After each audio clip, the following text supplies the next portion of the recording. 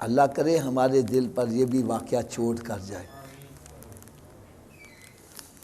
حضرت موسیٰ علیہ نبینا و علیہ السلام، کیا میں نام لیا جی؟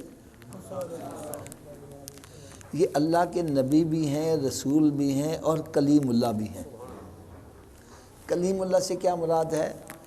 یہ اللہ تعالیٰ نے آپ کو یہ شان عطا فرمائی تھی کہ آپ کوہ طور پر تشریف لے جاتے تو ڈائریکٹ اللہ تعالیٰ سے ہم کلام ہوتے تھے، بغیر کسی فرشتے کے وسیلے کے ڈائریکٹ گفتگو کرتے تھے۔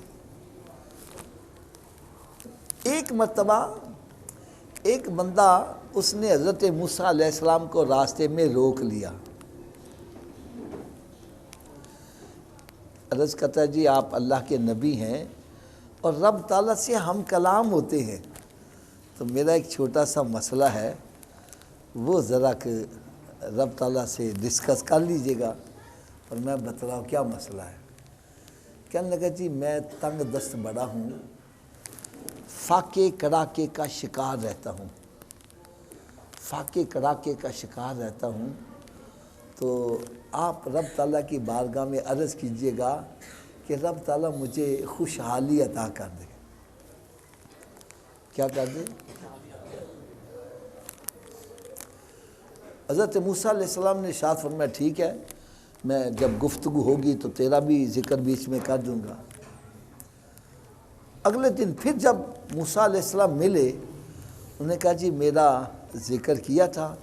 کہنے لگے ہاں میں نے ذکر کیا تھا، تو رب تعالیٰ نے ارشاد فرمایا کہ اس سے کہنا کہ اسی پر صبر شکر کرے، اس کی قسمت میں رزق ہی تھوڑا لکھا گیا ہے،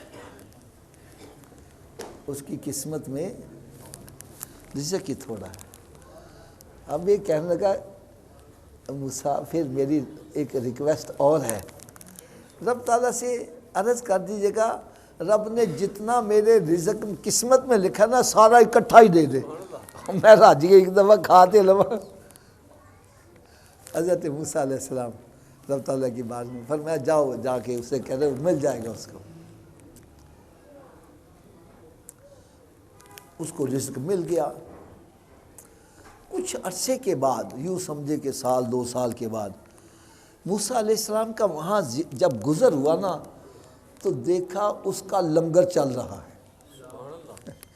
کہا وہ خود فاقے کڑاکے کا شکار تھا، اب غریب آدمی اس کے دسترخوان سے کھانا کھا رہے ہیں، سینکڑوں بندے آ رہے ہیں کھا کے جا رہے ہیں۔